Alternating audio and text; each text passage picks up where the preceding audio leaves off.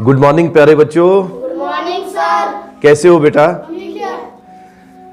तो बेटा हम अपने व्यूवर्स के साथ स्टोरीज शेयर कर रहे हैं और अभी तक हमने अपने व्यूवर्स के साथ 2 स्टोरीज शेयर की हैं। पहली स्टोरी थी अ टेल ऑफ 2 बर्ड्स और दूसरी हमारी स्टोरी थी द फ्रेंडली मंगूज। और आज भी हम एक बड़ी इंटरेस्टिंग स्टोरी लेकर आए हैं अपने व्यूवर्स के लिए और आज की हमारी स्टोरी का नाम है द शेफर्ड्स ट्रेजर, एक चरवाहे का खजाना। तो बेटा आमतौर पर जब हम खजाने की बात करते हैं तो हमें यही लगता है कि रुपया, पैसा, सोना, चांदी, हीरे, जवाहरात यही खजाना है। लेकिन इसके अलावा भी कुछ चीज़ें हमारा खजाना होती हैं, जैसे हमारी हेल्थ हमारा खजाना है, हमारी फैमिली हमारा खजाना है, हमारी एजुकेशन हमारा खजाना है, हमारी विजडम हमारा खजाना है। बहुत सारी चीज़ें आप खजाने में इंक्लूड कर सकते हो। चलिए शुरू करते हैं आज की स्टोरी। कहा जाता है कि ईरान मुल्क में एक गरीब शेफर्ड रहता था। वो बहुत ज़्यादा गरीब था लेकिन वो बहुत ही ईमानदार आदमी था, विजडम उसके पास थी, वाइज आदमी था। वो हेल्पिंग नेचर का था, लोगों की हेल्प किया करता था और लोगों की प्रॉब्लम्स को भी वो सॉल्व करने में माहिर था। उसके पास प्रॉब्लम सॉल्विंग एटीट्यूड था और इन चीज़ों ने उसे इतना मशहूर कर दिया था, लोगों में इतना फेमस कर दिया था कि उस मुल्क के बादशाह को भी इस आदमी के बारे में पता चल गया और वो भी क्यूरियस हुआ कि मैं इस शेफर्ड से कभी मिल लूँ। तो एक दिन उसने बेस बदल कर ये फ़ैसला किया कि मैं शेफर्ड के पास जाऊँगा, उससे मिलूँगा और मैं ये देखूँगा कि लोग जो उसके मुतल्लिक़ कहते हैं क्या आया ये सच है। तो एक दिन वो शेफर्ड के पास गया और जो ही शेफर्ड की झोंपड़ी के बाहर पहुंचा तो शेफर्ड ने उसे वेलकम किया और उसको अपनी झोंपड़ी में ले गया और जो कुछ भी उसके पास खाना वगैरह अवेलेबल था वो उसने किंग को सर्व कर दिया।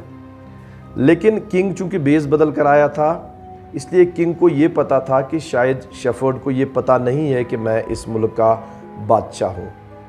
तो बादशाह ने वहाँ एक नाइट के लिए स्टे किया और दूसरे दिन सुबह मॉर्निंग को उसने शेफर्ड से इजाज़त चाही यहाँ से जाने की और रात भर उसने शेफर्ड के साथ बहुत सारी बातें की और सुबह उसने शेफर्ड का थैंक यू बोला और वहाँ से जाने की इजाज़त चाही। तो शेफर्ड ने वापस बोला कि यूअर मैजेस्टी, आलम पना, जहाँ पना। ये सुनकर बादशाह काफ़ी हैरान हुआ कि शेफर्ड को ये पता चल गया है कि मैं इस मुल्क का बादशाह हूँ। तो बादशाह हैरान भी हुआ लेकिन बहुत खुश भी हुआ और वो पहले ही उसके विजडम को जान चुका था रात भर उसके साथ बात करने के बाद और अब उसे और भी प्रूफ हो गया कि ये शख्स दरअसल असल में वाइज आदमी है, ईमानदार है और उसने सोचा कि इस आदमी को मेरे साथ होना चाहिए, इसको मेरे साथ काम करना चाहिए। तो उसने डिसाइड किया कि वो शेफर्ड को एक छोटे से डिस्ट्रिक्ट का गवर्नर बना देगा और उसको गवर्नर बना दिया गया। तो शेफर्ड जो था उसने बिल्कुल उसी ईमानदारी के साथ, उसी हेल्पिंग नेचर के साथ और प्रॉब्लम सॉल्विंग एटीट्यूड के साथ उसने अपना काम करना शुरू कर दिया और वो अपने साथ एक ख़ास चीज़ हमेशा रखता था, वो था उसका आयरन चेस्ट, लोहे का एक छोटा सा संदूक वो हमेशा अपने साथ रखता था। क्योंकि शेफर्ड पहले गरीब आदमी था और अचानक से वो गवर्नर बन गया, इस पर जो दूसरे डिस्ट्रिक्ट्स के गवर्नर थे उन्होंने शेफर्ड के बारे में वो जेलसी की फीलिंग फील करने लगे और शेफर्ड के बारे में वो बुरी बुरी बातें फैलाना उन्होंने शुरू कर दी और बादशाह के पास भी बार बार वो शिकायत लेकर जाते थे कि शेफर्ड बेईमान आदमी है, उसके पास एक लोहे का संदूक हमेशा रहता है जिसमें वो सोना, चांदी, हीरे, जवाहरात जमा करता रहता था है। इस तरह से वो स्टेट के रिसोर्सेज का मिसयूज़ करता है।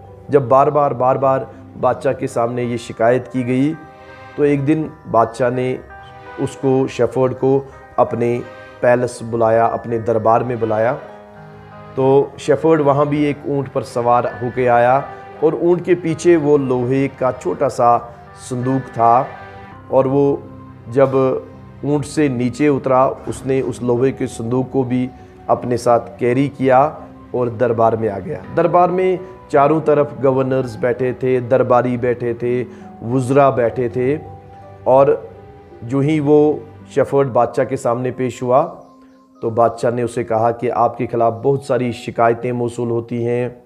आप अपने साथ एक आयरन का बॉक्स कैरी करते हो जिसमें आप सोना चांदी जवाहरात जमा करते हो, तो आप सबके सामने इस आयरन के चेस्ट को खोलो।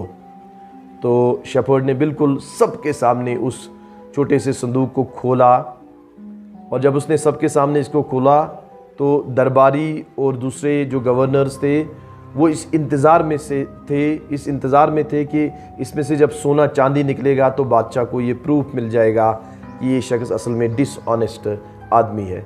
लेकिन जब उसने संदूक खोला तो उसमें से एक पुरानी कंबल निकली, और बादशाह इस कंबल को देखकर बहुत हैरान हुआ, और उसने अपने इस गवर्नर से कहा कि आप तो एक डिस्ट्रिक्ट के गवर्नर हो और आप इस पुरानी कंबल को कैरी करते हुए हर जगह जाते हो, क्यों, इसमें इतना क्या है? तो शेफर्ड ने वापस जवाब दिया कि असल में जब मैं गवर्नर से पहले झोंपड़ी में रहता था तो यही कंबल मेरा साथी था, इसी कंबल का मैं यूज़ करता था।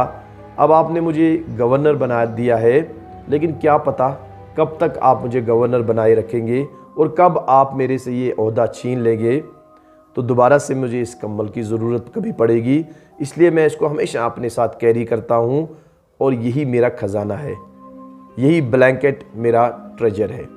बादशाह ये बात सुनकर बहुत खुश हुआ, और उसको इस बात का सबूत मिल गया कि ये गवर्नर असल में ईमानदार गवर्नर है, और यही गवर्नर असल में सच्चा गवर्नर है मेरे इस एम्पायर का।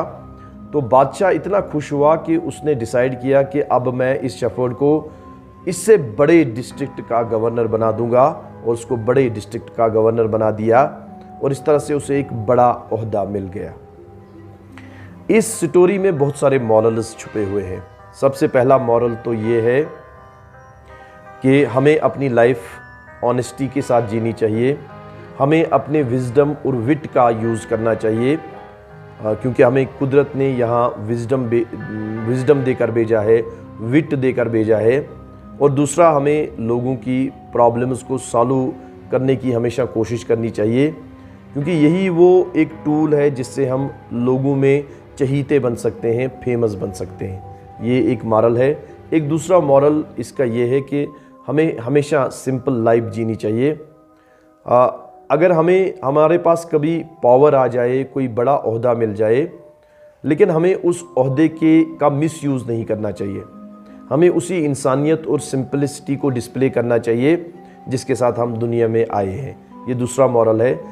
एक और मॉरल इसका ये भी है कि विजडम उन लोगों के पास भी हो सकती है जो कभी स्कूल ही ना गया हो, जो कभी भी उन्होंने स्कूल को अटेंड भी ना किया हो, उनको किसी ने पढ़ाया भी ना हो, वो भी वाइज हो सकते हैं, वो भी विजडम को डिस्प्ले कर सकते हैं, और उनके पास भी प्रॉब्लम सॉल्विंग एटीट्यूड हो सकता है। तो ये कुछ मॉरल्स इस स्टोरी में से हमें हासिल होते हैं, ये कुछ लर्निंग्स हम इस स्टोरी में से पिक कर सकते हैं, और इन लर्निंग्स को हम अपनी लाइफ में अप्लाई कर सकते हैं। तो कैसी लगी आपको आज की स्टोरी? अच्छी लगी क्या? तो थैंक यू वेरी मच। ये एक दूसरी स्टोरी थी जो हम अपने व्यूअर्स के साथ शेयर करना चाहते थे। Thank you very much.